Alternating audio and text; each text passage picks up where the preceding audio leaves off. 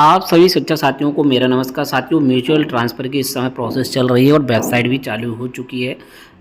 जो भी शिक्षक साथी रह गए थे, यानी कि जिनका डबल वायर ट्रांसफ़र की प्रोसेस थी, उनके फॉर्म को रीसेट किया जा रहा है। साथ ही साथ जो भी हमारे शिक्षक साथी हैं, उनके पास आवेदन का प्रिंट आउट या जो पीआर बनाने के बाद जो प्रिंट आउट निकलता है, अगर वो भी नहीं है तो वो उस वेबसाइट से जा कर के अपना प्रिंट आउट निकाल सकते हैं। साथ ही साथ कई जनपदों के आदेश भी जारी हो चुके हैं। इस संबंध में आपको वीडियो के माध्यम से अवगत कराया था। अब बारी है कि कौन कौन से डॉक्यूमेंट जो है मांगे जा रहे हैं और उनको किस प्रकार से बनवाना है, इस वीडियो के माध्यम से यही जानकारी आप सभी को दी जाएगी। तो वीडियो को पूरा देखिएगा। म्यूचुअल ट्रांसफ़र से में जो भी डॉक्यूमेंट लगने हैं, प्रमुख दस्तावेज हैं, उनसे संबंधित सारे प्रारूप आपको इस वीडियो में बताए जाएंगे। यहाँ पर आप आदेश देख सकते हैं, कार्यालय जिला विशिष्ट अधिकारी गोंडा की तरफ से एक आदेश जारी किया गया है।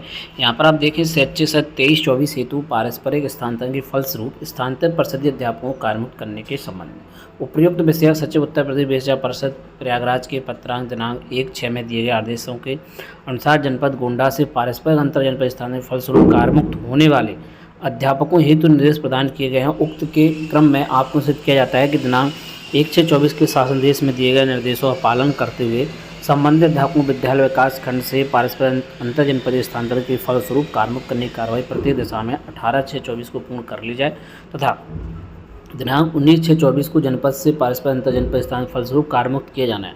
अपूर्ण पत्रावली किसी भी दशा में कार्यालय में प्रेषण ना किया। तो देखिए, यहाँ पर जो डॉक्यूमेंट की बात की गई है, इनको आप देख लें। इसी आधार पर आप अपने जनपद में तैयारी कर लें।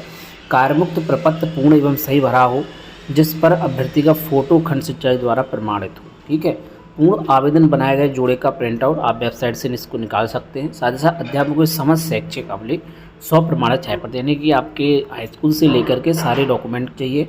वहीं नियुक्ति पत्र, जो आपकी पहली नियुक्ति हुई होगी, वो कार्यभार ग्रहण की 100 प्रमाणित प्रति। साथ ही साथ अगर आपकी पदोन्नति हुई है तो वो भी डॉक्यूमेंट आप लगा दें। वहीं बैंक पासबुक एवं पैन कार्ड की 100 प्रमाणित छाया प्रति। साथ ही साथ जिस बैंक से वेतन प्राप्त हो रहा है उसका अधिकार, ये जो है मांगा जाता है। पिछली बार जो सामान अंतर इन पर ट्रांसफ़र होते उसमें भी लगे थे, लेकिन जो है यह प्रोसेस हो जाती है, कोई दिक्कत नहीं आती है। लेकिन जिन्होंने सैलरी अकाउंट से अगर उनका लोन चल रहा होगा तब तो ये समस्या आती है। सैलरी अकाउंट से लोन चलता है तब, लेकिन आपका जो है आपने जो है कि या तो आप अपना लोन ट्रांसफ़र करा लें, ठीक है, तब ये बात बन जाती है। नहीं तो नॉर्मली जो है आप एप्लीकेशन लिख करके ये बात कह सकते हैं कि जो है हम जो है ये इसका अदा कर देंगे, ठीक है। और इसके बेस पर किसी का ट्रांसफ़र नहीं रुकता है कि उनके पास अगर आदाय प्रमाण पत्र नहीं है जिस बैंक से वेतन प्राप्त हो रहा है, तब भी जो है हो जाता है, कोई समस्या वैसी ज़्यादा नहीं पड़ती है। लेकिन अगर ज़्यादा कहे तो फिर आप जो है इसको लोन को आपको ट्रांसफ़र करवाना पड़ेगा, और नहीं तो आप बैंक से बात कर लें, वो इस संबंध में अगर आदाय प्रमाण पत्र दे दे तब तो ठीक है। नहीं तो वैसे पिछले जो ट्रांसफ़र हुए थे उसमें ऐसी कोई समस्या नहीं आई थी। वहीं नोटरी शपथ पत्र में पीआर अपनी फ़ोटो लगाकर पत्रावली के साथ प्रेषित करें। एक शपथ पत्र आपका लगेगा, नोटरी शपथ पत्र। वहीं कार्यमुक्त हेतु 3 पत्रावली तैयार की जाएँ, जिसमें एक पत्रावली खंड शिक्षा अधिकारी कार्यालय में रचित कर शेष 2 पत्रावली कार्यमुक्त करते हुए अधिष्ठायी कार्यालय में प्राप्त कराएंगे। वहीं मूल सेवा पुस्तिका संबंधित अध्यापक किसी दिशा में न प्राप्त किया तो ये आपको नहीं मिलेगी। वहीं कार्यमुक्त होने वाले अध्यापकों की कार्यमुक्ति के पश्चात मूल सेवा पुस्तिका, अंतिम वेतन प्रमाण पत्र अधिष्ठायी कार्यालय में प्राप्त कराना सुनिश्चित करें। उक्त पत्रावली दिनांक 18/6/24 तक पूर्ण कर लीजिए। कार्यमुक्त करने के संबंध में आदेश पृथक से निर्गत की जाएंगे। तो ये गोंडा जनपद का आदेश है। इसी प्रकार का आदेश आप समस्त जनपदों में मान करके चलें। यही डॉक्यूमेंट जो है लगते हैं, और जो लास्ट पेमेंट स्लिप होती है वो आपको नहीं मिलती है, वो डायरेक्ट दूसरे जनपद में जाएगी जब आप वहाँ पर पहुँच जाएंगे। यहाँ पर आप देख सकते हैं, कार्यालय जिला विशिष्ट अधिकारी कार्यभार मुक्ति आदेश पारस्परिक अंतर जनपदीय स्थानांतरण। तो इस प्रकार का जो है ये प्रारूप है। यहाँ पर आप देख सकते हैं आदेश संख्या, दिनांक, ऑनलाइन आवेदन संख्या, नाम, क्रम संख्या पर, और ये प्रथम कार्यभार ग्रहण किया उनकी द्वारा पदोन्नति अगर है की गई, यदि नहीं है तो कार्यादेश के आधार पर उनका दिनांक कार्यभार ग्रहण किया गया। इसके बाद आदेश संख्या अंकित करने से मोहर लगा दी गई है। और जो भी डॉक्यूमेंट हैं, ठीक है, जो भी अगर उनके वेरीफाई नहीं हुए तो उसके बारे में लिखा हुआ है, ठीक है, उनको कार्यमुक्त कर दिया गया। साथ ही आशा का प्रमाण पत्र दिया गया। इसका विवरण कार्ड बेसिक शिक्षा परिषद वेबसाइट लिखाधिकारी कार्यालय के सॉफ्टवेयर बने फॉर्म भर दिया गया है, हस्ताक्षर जिला विशिष्ट अधिकारी। तो इस प्रकार से जो है ये कार्यभार मुक्ति का आदेश है।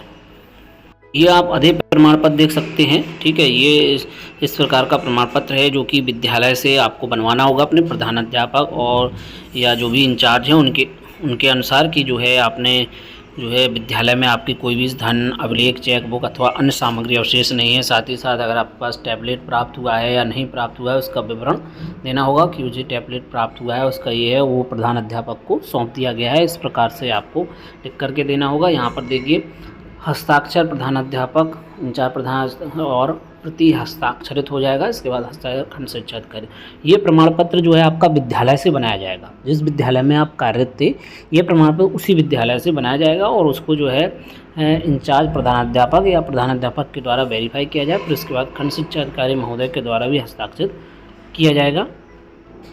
उसके बाद एक प्रमाण पत्र आपका जो है कार्य मुक्ति का प्रमाण पत्र बनाया जाएगा जो कि कार्यालय खंड शिक्षा अधिकारी द्वारा वेरीफाई किया जाएगा। स्कूल से आपका जो है कार्य मुक्ति दी जाएगी। देखिए आपका यहाँ पर नाम, मानव संपदा कोड, विद्यालय का नाम, विकास क्षेत्र का नाम, प्रथम नियुक्ति आदेश संख्या, दिनांक, विद्यालय में कार्यभार ग्रहण नाम और तिथि, जिले के अंदर स्थानांतरण आदेश संख्या, जिले के अंदर स्थानांतरण के बाद कार्य मुक्ति तिथि, जिले के अंदर स्थानांतरण के बाद कार्यभार ग्रहण, विद्यालय का नाम, वर्तमान कार्य विद्यालय का नाम। तो ये चीज़ें रहेंगी। आपने जिले के अंदर अगर म्यूचुअल ट्रांसफ़र कराया होगा तो उसके बारे में भी इसमें दिया रहेगा। ठीक है, इसके बाद जो है सब चीज़ें दे दी जाएंगी और इसको जो है इस प्रकार का प्रारूप रहेगा। इसमें इंचार्ज प्रधानाध्यापक और प्राथमिक विद्यालय या उच्च प्राथमिक कंपोजर, इसके बाद जो है खंड शिक्षा अधिकारी महोदय के द्वारा भी प्रति हस्ताक्षरित ये डॉक्यूमेंट होगा।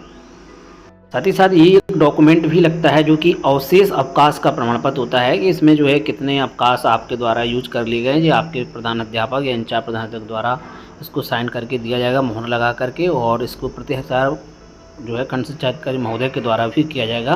ध्यान रखें कि मोहर ज़रूर लगवाएं। मोहर का इम्पोर्टेंट काफ़ी होता है, इसलिए जो भी आप डॉक्यूमेंट बनवाएं उस पर जो है इंचार्ज प्रधानाध्यापक की मोहर लगवाएं और खंड शिक्षा अधिकारी महोदय के द्वारा भी जो प्रति हस्ताक्षर होने उस पर भी इस चीज़ को ध्यान रखें। इसमें चीज़ें लिखी हुई है, देखिए आपने कितनी ये चीज़ों को लिया हुआ है उन चीज़ यहाँ पर मेंशन है, यानी कि अवशेष अवकाश प्रमाण पत्र ये बनेगा आपको, तो ये आपको बनवाना होगा। ये सभी डॉक्यूमेंट आपको हमारे व्हाट्सएप ग्रुप और साथ ही साथ टेलीग्राम ग्रुप पर भी मिल जाएंगे। वहाँ पर आप हमसे ज्वाइन कर लें, वहाँ पर आपको इन सभी डॉक्यूमेंट की PDF मिल जाएगी। ये आप देख सकते हैं कार्यालय वित्त लेखाधिकारी जनपद अंतिम वेतन प्रमाण पत्र। ये डॉक्यूमेंट है जो कि डायरेक्ट भेजा जाता है, ये आपको बनवाने की आवश्यकता नहीं पड़ती है। अगर इसकी ज़रूरत पड़ती है तो आप बनवाएं, वैसे इसकी आवश्यकता नहीं पड़ती है। ये जो है ज़िले से ज़िले में डायरेक्ट जो है वित्त लेखाधिकारी कार्यालय में पहुंचता है। दूसरे जनपद से जितने भी शिक्षक साथी दूसरे जनपद जाते हैं उनकी जो है LPC यानी कि लास्ट पेमेंट स्लिप जो है डायरेक्ट जो है दूसरे जनपद में जाती है, वो शिक्षक को नहीं दी जाती है। वो दूसरे जनपद के द्वारा आदेश जारी किए जाते हैं विभिन्न जनपदों को, जिन जनपदों से उनके जनपद में शिक्षक आते हैं, तो जिन भी जनपद से आते हैं उन जनपदों से ये मांगी जाती है जिससे कि जो नए शिक्षक आए हैं दूसरे जनपद में उनकी वेतन जारी होने के लिए। ये बैंक से नो ड्यूज प्राप्त करने के लिए आप प्रार्थना पत्र लिख सकते हैं। सेवा में श्रीमान शाखा प्रबंधक, अनापत्ति प्रमाण पत्र की ये है मेरा विद्यालय, ये है कार्यरत है, इसका खाता संख्या ये है, किसी प्रकार का ऋण नहीं लिया है उक्त बैंक खाते से, आपके द्वारा से सभी नियम और शर्तें का पालन करते हुए लेन देन किया गया है। ठीक है, ये अनापत्ति प्रमाण पत्र है। मान लीजिए इस प्रकार से है, मान लिया आपका SBI में खाता है, ठीक है, और आपने HDFC बैंक से लोन लिया हुआ है। ठीक है, आप इस चीज़ को समझें कि किस प्रकार से होगा। देखिए SBI में आपका सैलरी अकाउंट है और HDFC एक प्राइवेट बैंक है। इस बैंक से आपने लोन लिया है लेकिन आपकी EMI SBI बैंक से कटती है, तब इसमें कोई भी समस्या नहीं आई क्योंकि EMI कटती है। आपने SBI यानी कि आपका जो सैलरी अकाउंट है उससे आपने लोन नहीं लिया है, तो तब आपको कोई समस्या नहीं आएगी। लेकिन अगर आपने SBI से ही लोन लिया है और आपका SBI में ही जो है सैलरी अकाउंट है, तब आपको कोई समस्या हो सकती है। फिलहाल जो है सामान जो अंतर्जनपद ट्रांसफ़र हुए थे उसमें ऐसी कोई समस्या नहीं आई थी। अगर नो ड्यू सर्टिफिकेट नहीं मिलता है तब भी ट्रांसफ़र हो जाता है, कोई ऐसी विशेष बात नहीं रहती है। लेकिन संभव हो सके तो आप इस प्रमाण पत्र को बनवा लें। हो सकता है कहीं पर जिला शिक्षा अधिकारियों के द्वारा आपत्ति करी जाए इस डॉक्यूमेंट को लेकर के, तब आपको समस्या तभी आएगी जब आपने उसी बैंक में आपका सैलरी अकाउंट है और उसी अकाउंट के आधार पर ही आपने जो है लोन लिया है, तभी ऐसी दिक्कत आती है कि आपको नो ड्यू सर्टिफिकेट नहीं दिया जाएगा। लेकिन अगर आपने HDFC बैंक से लोन लिया है और सिर्फ EMI आपके सैलरी अकाउंट वाले खाते से कटती है, तब आपको ऐसी कोई समस्या नहीं आएगी। यदि आप इस प्रकार का फाइल टैग अपनी फाइल पर लगा लें। देखिए अंतर जनपदीय स्थान 2324, ऑनलाइन आवेदन, रजिस्ट्रेशन क्रमांक, स्थान की सूची क्रमांक, अध्यापक का नाम, मानव क्षमता कोड, अध्यापक के पिता पति का नाम, पद, वर्तमान कार्य विद्यालय का नाम, वर्तमान कार्य विद्यालय ब्लॉक, जनपद, कार्यभार ग्रहण की दिनांक, प्रथम नियुक्ति आदेश, लिंग, विषय भर, सेवा का संवर्ग, वर्तमान कार्य जनपद, स्थानांतर द्वारा आवंटन जनपद, मोबाइल नंबर, कार्यमुक्त होने वाले विद्यालय का पत्र व्यवहार संख्या और दिनांक। हाँ, इस बात का और भी ध्यान रखें कि जब भी आप कार्यमुक्ति करें तब आप अपने विद्यालय में जो है जो पत्र व्यवहार का रजिस्टर होता है उसमें ये सब चीज़ें चढ़ा दें। साथ ही साथ उसकी एक फ़ोटो ले लें और जो पत्र व्यवहार का क्रमांक होता है उसको भी आप अच्छे से मेंशन जरूर कर लें, क्योंकि उसकी आवश्यकता हमेशा पड़ती रहेगी। इसलिए आप जो है विद्यालय से कार्यमुक्ति सही से बनवा करके और साथ ही साथ पत्र व्यवहार रजिस्टर पर चढ़ा करके उसका क्रमांक नोट कर लें और हो सके तो उसकी फ़ोटो भी खींच करके अपने मोबाइल में रख लें। तो आप इस प्रकार का भी एक कार्यभार मुक्ति आदेश देख सकते हैं जो कि आपको जिला विशिष्ट शिक्षा अधिकारी के माध्यम से दिया जाएगा। जब आप विद्यालय और खंड शिक्षा अधिकारी महोदय के यहाँ से आपका पूरा निपट जाएगा, इसके बाद आपको ये कार्यालय जिला विशिष्ट अधिकारी के द्वारा कार्यभार मुक्ति आदेश दिया जाएगा कि आपका जो है कार्य मुक्ति कर दी गई है। इस प्रकार का आदेश जो है बना करके आपको दिया जा सकता है, जो कि आपकी जब कार्यालय जिला विशिष्ट अधिकारी वर्तमान में जहाँ पर आप जिस जनपद में थे वहाँ के जिला विशिष्ट अधिकारी के द्वारा ये आपको दिया जाएगा दूसरे जनपद के लिए। वेबसाइट को देख सकते हैं इंटर स्टेट ट्रांसफ़र upsc.gov.in, ये वेबसाइट यहाँ पर आप देख रहे हैं ये खुल रही है। यहाँ पर आप मोड़ पर जाएंगे, यहाँ पर देखिए पारस्परिक अंतर जनपदीय स्थानांतरण वाला आपको ऑप्शन ये दिख रहा होगा, इस पर आप क्लिक करेंगे। तो जैसे ही आप क्लिक करेंगे देखिए इस प्रकार से ये वेबसाइट खुल करके आ रही है, इंटर डिस्ट्रिक्ट म्यूचुअल ट्रांसफ़र। यहाँ पर आप देखें अपनी क्षमता ID डाल दें, मोबाइल नंबर, कैप्चा कोड और OTP।